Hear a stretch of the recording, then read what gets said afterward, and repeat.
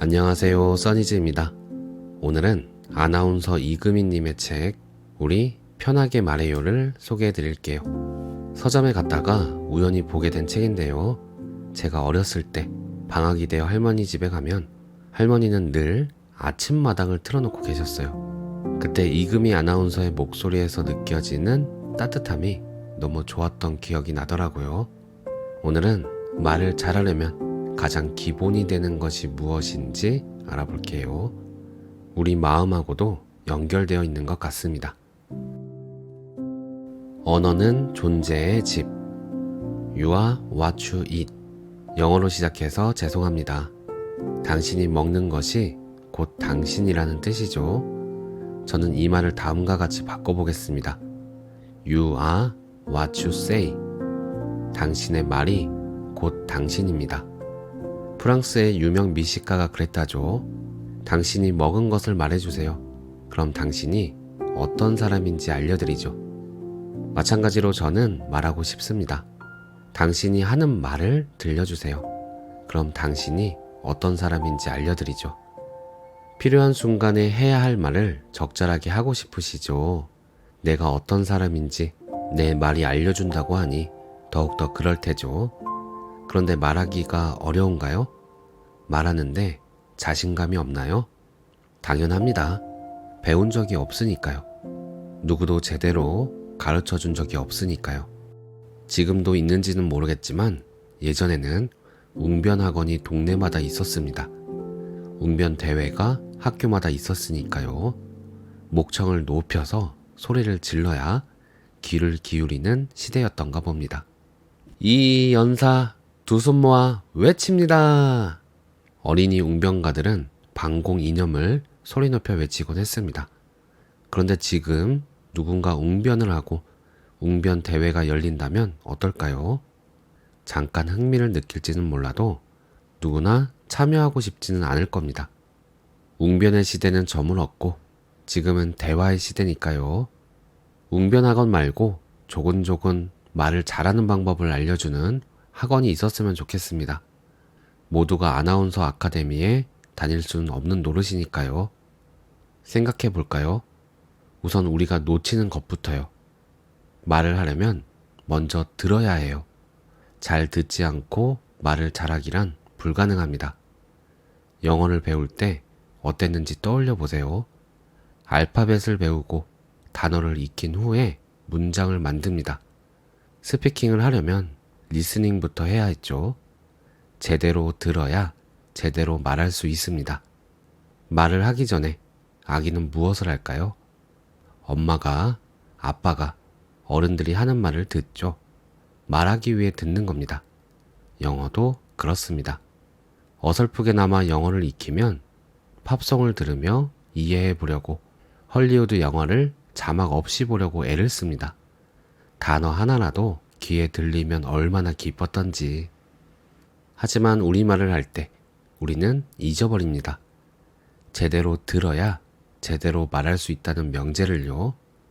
우리말이든 영어든, 아니 모든 언어가 그렇습니다. 잘 듣지 않고 말을 잘할 수는 없습니다. 혼자서 되뇌는 모노드라마, 연극의 독백이나 방백이 아니고서는 먼저 들어야 합니다. 그래야 무슨 말을 할지 감을 잡을 수 있죠. 상대와 어떻게 소통해야 할지 알 수가 있고요. 잘 듣는 것만으로도 당신은 신뢰할 만한 사람으로 보일 수 있습니다. 사적인 만남, 이를테면 소개팅에서도 그렇지 않나요? 잘 들어주는 사람이 애프터에 성공할 확률이 높다. 요즘 그 사람의 관심사를 물어본 다음 눈을 맞추고 고개를 끄덕이며 열심히 들어주세요. 자연스럽게 다음 약속을 잡게 될 겁니다. 사람은 누구나 자기 이야기를 하고 싶습니다. 현생 인류의 조상인 호모 사피엔스의 기본 속성은 바로 관계와 소통이었다고 합니다. 다른 사람과 관계 맺고 이야기 나누고 정보를 주고받는 것은 생존의 문제, 살아남기 위한 필수 요소였죠. 한 언어 연구학자는 호모 나렌스로 인간을 규정했습니다. 인간은 이야기하려는 본능이 있고 이야기로 사회를 이해하는 존재라면서요. 하지만 내가 하는 말에 귀 기울여주는 사람이 몇이나 될까요? 사이좋은 친구나 가족도 늘 그러기는 어렵습니다. 그러다 보니 내 이야기를 들어줄 사람에게 목마릅니다. 연애가 좋은 게 그것 아닌가요? 소소한 내 이야기도 주의 깊게 듣고 열렬히 반응해주는 사람이 생겼다는 것. 연애의 끝은 이런 데서 느껴지죠. 이 사람이 내 말을 안 듣고 있구나. 그러니 귀를 열어 이야기를 듣는 것은 관계의 시작이자 끝일지도 모릅니다. 사적인 관계뿐 아니라 공적인 관계에서도 상대의 이야기를 잘 듣는 것은 좋은 관계의 첫 걸음입니다. 게다가 잘 들어주는 사람에게는 신뢰감이 절로 생기거든요. 지금은 돌아가신 대통령의 부인을 만난 적이 있습니다. 방송 종사자 간담회 자리에서 그분은 10명 남짓한 참석자들의 이야기를 경청했습니다. 한 사람씩 눈을 맞추고 고개를 끄덕이며 인자한 미소를 보여주셨어요. 더러 메모도 하셨습니다. 2시간이 넘도록 나지막한 첫 인사와 끝인사 말고는 그분의 목소리를 들을 수 없었습니다. 사회생활을 해보신 분이라면 아시겠지만 우리 사회에서 말은 곧 권력입니다. 막강한 권력을 가진 사람일수록 목소리가 크고 말이 길어집니다. 사장님의 하염없는 말씀을 꾹 참으며 들어본 적 있으시죠? 나이가 어리거나 경력이 짧은 막내는 자기 얘기를 하기가 어렵습니다. 그런데 영부인은 그 자리에 막내격이었던 저에게도 발언할 기회를 주셨어요. 원래 호감이 있었지만 그 만남 이후 저는 더욱더 그분을 신뢰하게 되었습니다. 남의 말에 귀 기울일 줄 아는 분이라면 믿을 수 있겠구나 하고 말이죠. 반대의 경우는 이미 머릿속에 떠올리고 계시지요? 직장 상사나 주변 어른 중에서 그런 분은 꼭 계시니까요. 라디오 생방송을 하다 보면 퇴근길 직장인들이 제일 많이 언급하는 분이 우리 부장님입니다. 우리 부장님은 왜 꼭 퇴근 5분 전에 일거리를 던져주실까? 우리 부장님은 왜 내 말을 건성으로 들으실까? 우리 부장님은 왜? 부장님들 지금 후배의 입을 막고 계시는 겁니다. 직원들의 이야기를 듣지 않으면 그 부서는 알게 모르게 조금씩 나빠지고 있을 겁니다. 말을 이야기하겠다는 책의 첫글이 잘 들어야 한다라니요.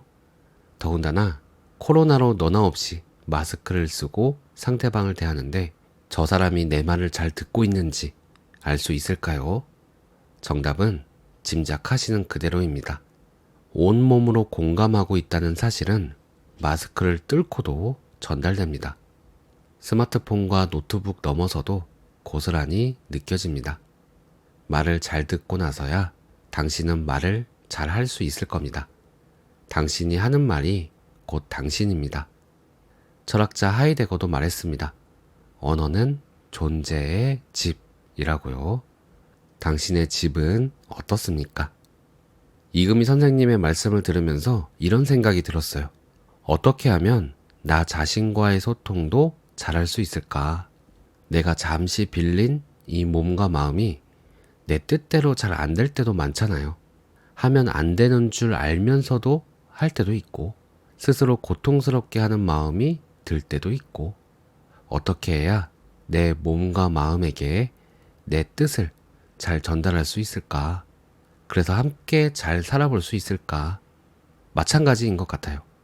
내 몸과 마음이 무슨 말을 하는지 가만히 잘 듣는 것이 먼저인 것 같습니다.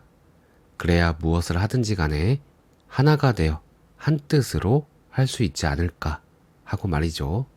하나 더 읽어드리고 마칠게요. 우리는 서로의 거울이니까요. 마음을 다스리는 것도 거절을 조심스레 하는 것도 다른 사람들과 잘 지내기 위해서죠. 그런 면에서 보면 저는 운이 좋은 편입니다. 날마다 인간관계와 사회생활 교과서를 접하거든요. 방송 일을 하면서 자연스럽게 손에 쥐게 되는 나만의 교과서, 바로 방송 원고입니다. 좋은 원고를 써주시는 작가님들 덕분에 라디오 원고를 읽으면서 감성을 키웠고, 토크쇼 원고를 훑어보며 인생을 배웠고, 다큐멘터리 원고에서는 정보와 지식을 얻었습니다. 한동안 EBS에서 사회 심리 실험을 다루는 다큐멘터리를 시리즈로 제작했는데 내레이션을 맡을 기회가 있었습니다. 그중 잊을 수 없는 실험 하나를 소개합니다. 사람이 얼마나 사회적 존재인지를 볼 수 있는 실험이었습니다. 오가는 사람들이 많은 교차로 횡단보도, 그리 붐비지 않는 한산한 시간이었어요. 신호등이 초록색으로 바뀌기를 기다리며 사람들이 서 있습니다. 갑자기 실험맨이 하늘을 쓱 올려다봅니다. 손을 이마에 갖다 대면서 뚫어지게 한 곳을 봅니다. 신호가 바뀌고 사람들이 건너가고 건너편에서 사람들이 이쪽으로 오는 내내 자세를 바꾸지 않아요. 마치 저 하늘에 무엇이 있다는 듯, UFO라도 나타났다는 듯 계속 응시하는 겁니다. 그랬더니 어떤 일이 벌어졌을까요? 여러분이 짐작하고 상상하는 그 일이 벌어졌습니다. 신호가 바뀌기를 기다리던 사람들이 하나같이 하늘을 올려다봅니다. 뭘 보는 거지 싶어 실험맨을 한번 보고, 그 시선이 머물러 있는 하늘을 한번 보고, 다시 실험맨을 보고, 그의 시선을 따라 하늘을 보고, 한 사람도 예외 없이 따라서 합니다. 심지어 몇몇은 신호가 바뀌는데도 건너가지 않고 계속 하늘을 올려다봅니다. 그렇다고 물어보지도 않아요. 저기요, 저 하늘에 뭐가 있나요? 그냥 따라하는 겁니다. 신기했습니다. 다른 실험맨들이 나와 몇 번에 걸쳐서 똑같은 실험을 했어요. 그런데 10번이면 10번 다 그렇습니다. 사람이 다른 사람에게 얼마나 영향을 받는가 눈으로 확인할 수 있었습니다. 다른 사람에게 영향을 받는 사람의 심리를 거울세포 이론으로 풀어서 설명하는 이도 있습니다. 인간의 세포에는 거울처럼 다른 사람을 보면서 모방하는 기능이 탑재되어 있다는 겁니다. 처음 만난 사람과 악수를 할 때 상대가 미소를 지으면 나 역시 슬며시 입꼬리를 올리게 되잖아요. 반대로 상대방 얼굴에 긴장한 기색이 역력할 때 나만 웃을 수는 없습니다.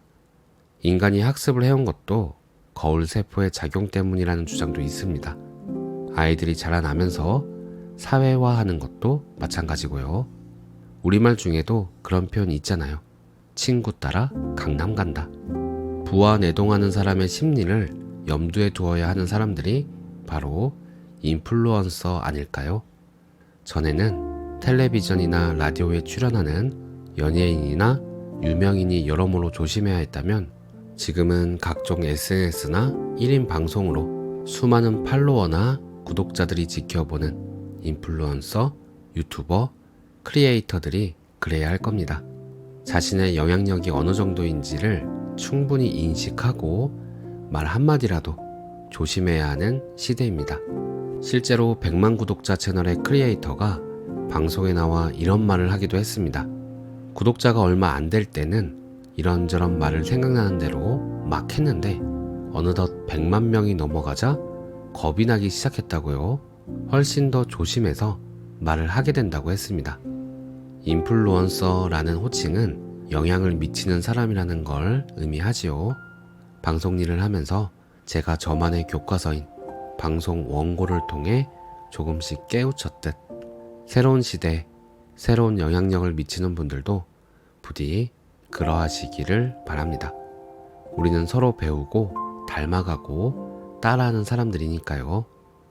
우리는 각자 서로의 거울입니다. 오늘 내용은 여기까지입니다. 사실 저도 많이 고민하던 부분이었어요. 많이 들어왔던 부분이기도 하고요. 서로가 서로에게 영향을 미친다는 것을 우리는 직간접적으로 알잖아요. 유튜버가 아니었더라도 우리는 서로의 거울이라는 사실을 잊지 않고 말과 행동이 서로에게 좋은 영향이 되도록 제 자신을 늘 살펴보겠습니다. 오늘도 평온한 하루 되세요. 감사합니다.